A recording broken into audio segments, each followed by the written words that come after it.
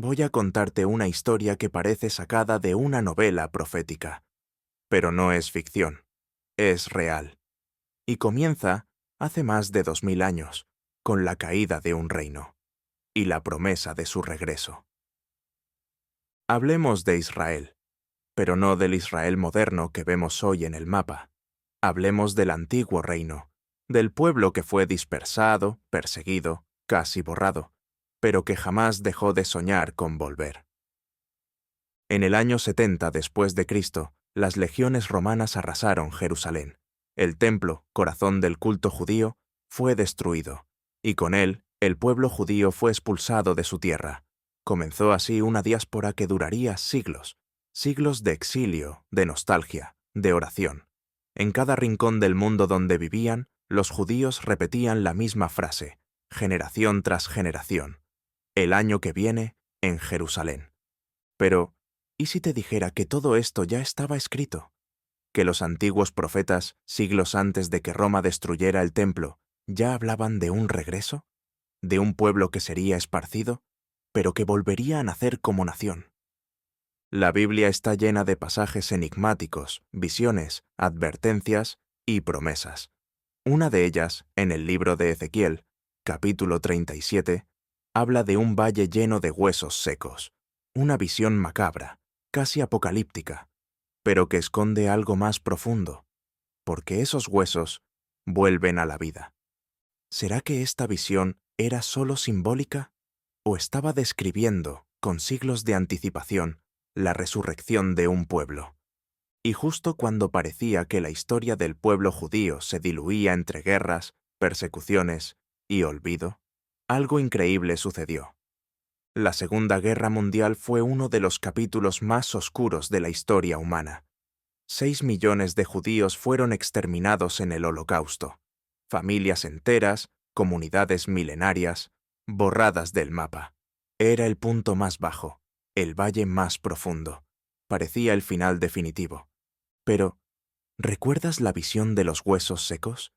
Ezequiel, en su profecía, no se detiene solo en ver huesos. Dice que, de pronto, un ruido estremece el valle. Los huesos comienzan a moverse, a juntarse, a cubrirse de carne y piel, y finalmente, un espíritu entra en ellos, y se levantan como un gran ejército. Muchos estudiosos ven en esto una imagen del renacimiento del pueblo de Israel, porque tras el horror del Holocausto, algo impensado comenzó a tomar forma. En 1947, las Naciones Unidas votaron una resolución histórica, la partición de Palestina para crear un Estado judío, y el 14 de mayo de 1948, David Ben-Gurión proclamó la independencia del Estado de Israel. Después de casi 2000 años, el pueblo judío volvía a tener una nación. Volvía a nacer, literalmente, de las cenizas. ¿Acaso fue esto una simple coincidencia política? ¿O el cumplimiento literal de antiguas profecías? Porque Isaías, siglos antes, ya había escrito una frase impactante: ¿puede una nación nacer en un solo día? Isaías 66, 8. Y eso fue precisamente lo que ocurrió. Israel nació en un día, y no por evolución lenta o acuerdos diplomáticos prolongados, sino en un instante, como si algo superior lo hubiese decretado. Pero la historia no termina aquí, porque ese renacer vino acompañado de guerra, de desafíos, de milagros modernos que muchos aún no pueden explicar.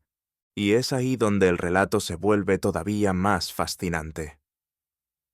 Apenas horas después de proclamarse el Estado de Israel, 5 ejércitos árabes invadieron. Eran superiores en número, en armamento, en estrategia. El nuevo país, sin un ejército consolidado, sin experiencia militar moderna, parecía condenado a desaparecer antes siquiera de empezar. Pero ocurrió algo inesperado. Contra todo pronóstico, Israel resistió. No solo eso, ganó la guerra. Conservó su territorio, amplió sus fronteras. Muchos lo llamaron un milagro, otros una proeza estratégica. Pero para quienes conocían las Escrituras, aquello sonaba proféticamente familiar. En Zacarías 12 se habla de Jerusalén como una copa que hará temblar a todos los pueblos de alrededor. Una ciudad que sería motivo de conflicto global, que resistiría como piedra pesada que nadie puede mover. ¿Casualidad o eco de lo que estamos viendo? A lo largo de las décadas, Israel enfrentó más guerras, más intentos de destrucción. La Guerra de los 6 días en 1967, la Guerra de Yom Kippur en 1973, y en cada ocasión, contra todo pronóstico, prevaleció. No sin dolor, no sin pérdida, pero con una resistencia que muchos consideran inexplicable. Y justo en medio de estas guerras, otro hecho sacudió al mundo. Jerusalén, la ciudad eterna, regresó a manos judías tras casi 2000 años. Fue en 1967, otra vez, como si estuviera escrito. Porque Jesús mismo, en el Evangelio de Lucas capítulo 21, habla de Jerusalén pisoteada por los gentiles, hasta que los tiempos de los gentiles se cumplan. ¿Y si estamos presenciando, en tiempo real, ese cumplimiento? Pero aún falta lo más inquietante, porque si la Biblia acertó en el regreso del pueblo, en la creación del Estado y en la recuperación de Jerusalén, ¿qué es lo que viene después? Los años pasaron, pero Israel siguió en el centro del escenario mundial. Un país diminuto en tamaño, rodeado de enemigos, pero con una influencia política, tecnológica y espiritual desproporcionada.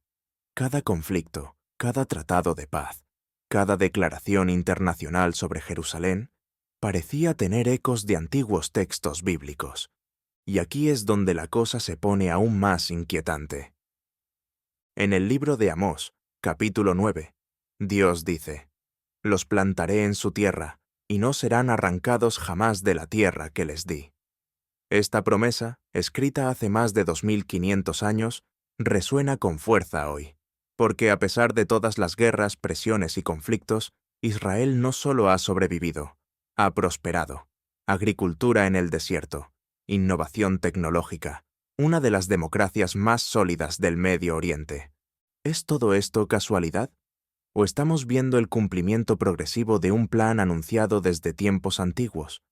Pero cuidado, porque las profecías no solo hablan del regreso, también advierten sobre un tiempo de tribulación, de conflictos finales, de un choque de fuerzas espirituales en torno a Jerusalén. En Zacarías 14 se describe una batalla apocalíptica, con la ciudad como escenario principal.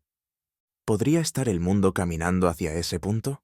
Lo cierto es que, para millones de personas, la creación del Estado de Israel no es solo un hecho político o histórico, es una señal, un reloj profético que ha empezado a marcar los tiempos finales.